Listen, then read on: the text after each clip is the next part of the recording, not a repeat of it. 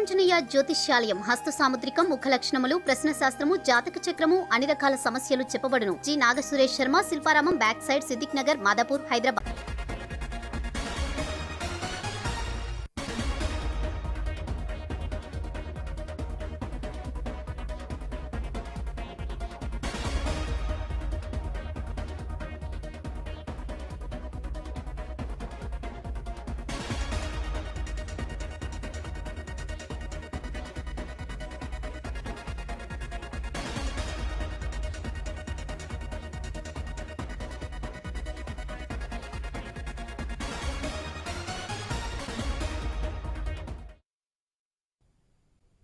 BRS నేత మాజీ ఎమ్మెల్యే బాల్కా సుమన్ పై మంచిర్యాల పోలీస్ స్టేషన్ లో కేసు నమోదైంది.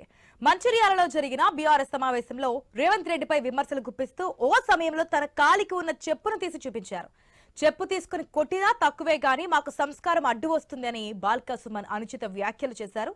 దీంతో కాంగ్రెస్ నాయకుల ఫిర్యాదు మేరకు పోలీసులు ఐపీసీ సెక్షన్ 494B, 504, 506 కింద ఈ కేసు నమోదు చేశారు.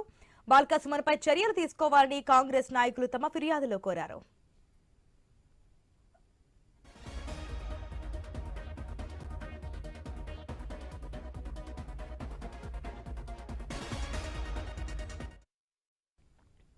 మరోవైపు బాల్కా సుమన్ వ్యాఖ్యలకు నిరసనగా కాంగ్రెస్ నాయకులు మంచిర్యాల పట్టణంలో ఆందోళన తెలియజేశారు. సీఎం రేవంత్ రెడ్డికి బాల్కా సుమన్ క్షమాపణలు చెప్పాలని డిమాండ్ చేశారు. బాల్కా సుమన్ వ్యాఖ్యలపై మంచిర్యాల ఎమ్మెల్యే కొక్కిరాల ప్రేమ్ సాగర్ రావు తీవ్ర స్థాయిలో మండిపడ్డారు. సీఎం రేవంత్ రెడ్డిని దుర్భాషలాడిన సుమన్ కు కాంగ్రెస్ కార్యకర్తలు, నాయకులు గుణపాఠం చెబుతారని అన్నారు. సుమన్ సెక్స్ కుంభకోణాలకు పాల్పడ్డారని తమకు తెలుసని, త్వరలోనే వాటిని బయటకు పెడతామని హెచ్చరించారు.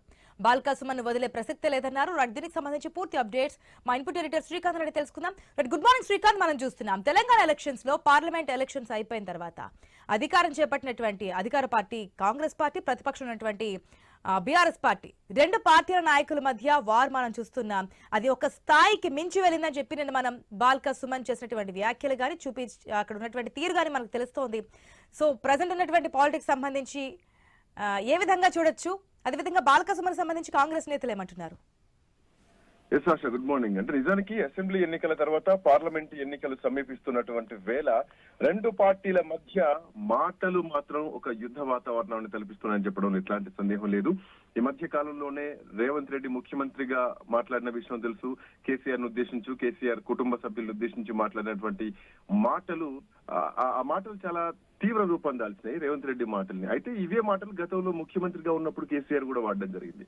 సో ఇట్లా నేపథ్యంలో ఇక వీటికి ఇంకా కంటిన్యూషన్ గా అటు సీఎం రేవంత్ రెడ్డి పైన ఊగిపోతూ చాలా కీలకమైనటువంటి వ్యాఖ్యలు చేశారు మాజీ ఎమ్మెల్యే బాల్కా సుమన్. నిన్న జరిగినటువంటి ప్రెస్ మీట్ ఏదైతే ఉందో ఆ ప్రెస్ మీట్ లో రేవంత్ రెడ్డి పైన వాడినటువంటి పదజాలం కూడా చాలా తీవ్రమైన స్థాయిలో ఉంది. అంతేకాకుండా ఒక ముఖ్యమంత్రిని చెప్పు చూపిస్తూ మాట్లాడడం కూడా, నిజానికి చెప్పుతో కొడతామంటూ కూడా బాల్కా సుమన్ హెచ్చరించడం కూడా చాలా సంచలనంగా మారింది. అంతేకాదు చెప్పుతో కొడతామంటూ హెచ్చరించినటువంటి బాల్కా సుమన్ అక్కడితో ఆగకుండా తనకు సంస్కారం అడ్డొస్తుందంటూ కూడా చెప్పుకొచ్చారు.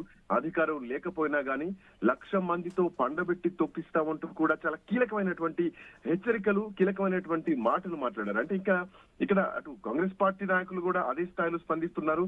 ఇక్కడే మీ బుద్ధి ఏంటో బయటపడుతుంది. ప్రజలంతా 4 కోట్ల మంది తెలంగాణ ప్రజలు తొక్కి పక్కన పెట్టినా గానీ మీకు ఇంకా అహంకారం తగ్గలేదంటూ కూడా చాలా కీలకమైనటువంటి మాటలు కాంగ్రెస్ పార్టీ నుంచి వినిపిస్తున్నాయి. At the same time Addanki నాయకులు కూడా ఇట్లాంటి కీలకమైనటువంటి వ్యాఖ్యలు చేశారు. సో ఓవరాల్ గా చూసుకుంటే కనుక రేవంత్ రెడ్డి పైన ఉపయోగించినటువంటి పదజాలం పైన కూడా అటు బీఆర్ఎస్ పార్టీ నాయకులు అభ్యంతరం వ్యక్తం చేస్తున్నారు. కానీ శ్రీకాంత్, మనం చూసాం ఇప్పటికే సీఎం స్థాయిలో ఉన్న రేవంత్ రెడ్డిపై చేసిన వ్యాఖ్యలకి బాల్కా సుమన్ పై పలు సెక్షన్ల కింద కేసులు కూడా నమోదయ్యాయి. దీన్ని ఏ విధంగా చూడొచ్చు? అంటే అసెంబ్లీ ఎలక్షన్స్ అయిపోయిన తర్వాత మీరు చెప్పిన విధంగా పార్లమెంట్ ఎలక్షన్స్ సమీపిస్తున్నాయి. ఇది ఒక రేంజ్ కి ఇంకా వెళ్లే అవకాశం ఉందనుకోవచ్చా, లేదంటే అధినాయకులు ఏదైనా కలెక్ట్ చేసుకుని ఫుల్ స్టాప్ పెట్టే అవకాశం ఏదైనా ఉందనుకోవచ్చా? ఇక్కడ అధినాయకులు కల్పించుకుని ఫుల్ స్టాప్ పెట్టాలంటే ఇక్కడ ప్రతిపక్షంలో ఉన్నారు వీళ్ళు. సరే, అధికార పార్టీలో ఉన్న నాయకులు ఒకరినొకరు వర్గ విభేదాలు, వర్గపోరు ఉంటే కనుక ఖచ్చితంగా అధిష్టానం ఇన్వాల్వ్ అవుతుంది, అక్కడ సమస్యను సద్దుమణిగిస్తుంది. బట్ ఇక్కడ అధికార పక్షం ప్రతిపక్షం మధ్యలో ఉంది కాబట్టి ఖచ్చితంగా ఇప్పటికే బాల్కా సుమన్ పైన కేసులు కూడా నమోదయ్యాయి. సో ఆ కేసులకు సంబంధించినటువంటి వివరాలు కూడా బయటకు వస్తున్నాయి. మంచిర్యాల పోలీస్ స్టేషన్ లో ఆయన పైన ఫిర్యాదు కూడా కాంగ్రెస్ పార్టీ నాయకులు చేయడం జరిగింది. 294B, 504, 506 ఇందాక మీరు చెప్పినటువంటి ఐపీసీ సెక్షన్స్ ఏవైతే ఉన్నాయో వాటిపైన కూడా అంటే ఆ సెక్షన్ల కింద కేసు కూడా నమోదైంది. సో ఆ వ్యాఖ్యలు బాలకృష్ణ చేసినటువంటి వ్యాఖ్యలు ఏవైతే ఉన్నాయో ఇప్పటికే అక్కడ కొకిరల ప్రేమ్ సాగర్ ఎమ్మెల్యేగా ఉన్నారు, ఆయన ఖండించడం జరిగింది. అట్లా అంతేకాకుండా సుమన్ కు కాంగ్రెస్ కార్యకర్తలు నాయకుల నుంచి కూడా తీవ్ర నిరసన వ్యక్తం అవుతుంది.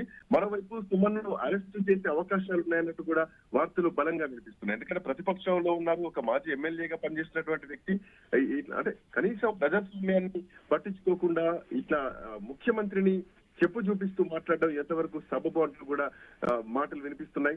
అంతేకాకుండా అంటే ఇక్కడ చాలా కీలకమైనటువంటి విషయం ఏంటంటే ఎప్పుడైతే కాంగ్రెస్ పార్టీ అధికారంలోకి రావడం జరిగిందో అప్పటి నుంచి కూడా తొందరలోనే మళ్ళీ గులాబీ జెండా ఎగురుతుందంటూ కూడా మాట్లాడుతున్నారు. 2 నెలలు 6 నెలలు ప్రభుత్వం కూలిపోతుందంటూ మాట్లాడుతున్నారు. వీటన్నింటిని ఉద్దేశించి రేవంత్ రెడ్డి మొన్న ముఖ్యమంత్రి పైన అంటే మాజీ ముఖ్యమంత్రి పైన చేసినటువంటి వ్యాఖ్యలే గాని, రాష్ట్రాన్ని అప్పుల పాలు చేయడంలో కేసీఆర్ కుటుంబం చేసినటువంటి అవినీతి గాని, సో వీటన్నింటిని పైన ఉద్దేశించి మాట్లాడినటువంటి మాటలు రేవంత్ రెడ్డి. సో ఒక పరుషపరచాలం మాత్రం మళ్ళీ ఎన్నికల వేళ, పార్లమెంట్ ఎన్నికలు సమీపిస్తున్నటువంటి వేళ వస్తున్నాయని చెప్పడంలో ఎట్లాంటి సందేహం లేదు. సో ఇప్పటికే అంటే గత ఎన్నికల్లో చెన్నూరు అభ్యర్థిగా వివేక్ ఇచ్చినటువంటి హామీలన్నింటినీ కూడా నెరవేర్చాలంటూ కూడా బాలకృష్ణ ఈ మాటల్లో చెప్పడం జరిగింది. ఒకవేళ బీఆర్ఎస్ పార్టీ కుటుంబ పాలన అయితే గనక గతంలో వినోద్, వివేక్ వీళ్ళెట్ల ఎమ్మెల్యేలు అయ్యారు, వాళ్ళు కూడా టీఆర్ఎస్ పార్టీలో ఉండేవాళ్లే కదా అంటూ కూడా ఆశపడడం జరిగింది. అంటే ఈ మాటలు కూడా మాట్లాడడం జరిగింది. సో ఓవరాల్ గా అంటే బీఆర్ఎస్ అధిష్టానం ఏం చేస్తోంది, సుమన్ ని ముందు పెట్టి మాట్లాడిస్తున్నారా, ఒక దళిత కార్డు ముందు పెట్టి మాట్లాడిస్తున్నారా, సో వాళ్ళ కౌంటర్ కూడా మళ్ళీ కాంగ్రెస్ పార్టీ నుంచి అట్లాంటి నాయకులతోనే మాట్లాడించే ప్రయత్నం చేస్తున్నారా, ఒక ఉప్పు నిప్పు వాతావరణం మాత్రం Congress party versus BRS party మధ్యలో ఉందని చెప్పడంలో ఎట్లాంటి సందేహం లేదని చెప్పొచ్చు Asha. Srikanth, thanks for the update.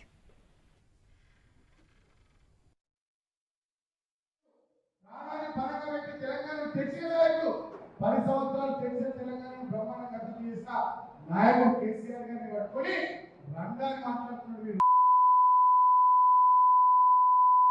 Revanth Reddy గారు. ఈ చెప్పు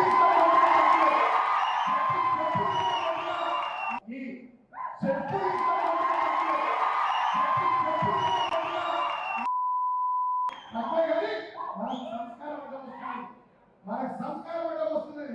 బిడ్డ పునర్గా రేవంత్ రెడ్డి గారు కొడుకు ఖబర్దార్, మా కేసీఆర్ అంటే మా ప్రభుత్వం లేకపోవచ్చు, లక్షల పండగకి తొక్కుతున్నా. ఏదైతే బాలకృష్ణ గౌరవ ముఖ్యమంత్రి శ్రీ రేవంత్ రెడ్డి గారిని అనరాని భాషలో చుక్కల గురించి మాట్లాడాడు కాబట్టి ఖచ్చితంగా నేను నిర్ద్వందంగా ఖండిస్తున్నాం. దీంతోపాటు తప్పకుండా నీకు చిత్తశుద్ధి, నీకు శుద్ధి జరుగుతుంది. దీనికి ఎక్కడికి పెట్టావు, నువ్వు ఎక్కడ తిన్నా కూడా నిన్ను దొరకబట్టి మా కాంగ్రెస్ పార్టీ కార్యకర్తలు ప్రజలు నిన్ను ఖచ్చితంగా శిక్షిస్తారు, ఏ రకమైన సందేహం లేదు. రేపటి నుంచి నువ్వు ఎక్కడ తిరుగుతావు మేము చూస్తాం. మా జిల్లాలకి రావాలి, జిల్లాలకు వచ్చినప్పుడు నువ్వు తిరిగినప్పుడు నీకు శాస్తి జరుగుతుంది. నువ్వు చేసిన కథలన్నీ ఉన్నాయి, ఇప్పుడు అవన్నీ కూడా రేపటి నుంచి మొదలు పెడతాం. నువ్వు చేసిన వీళ్ళు రాసే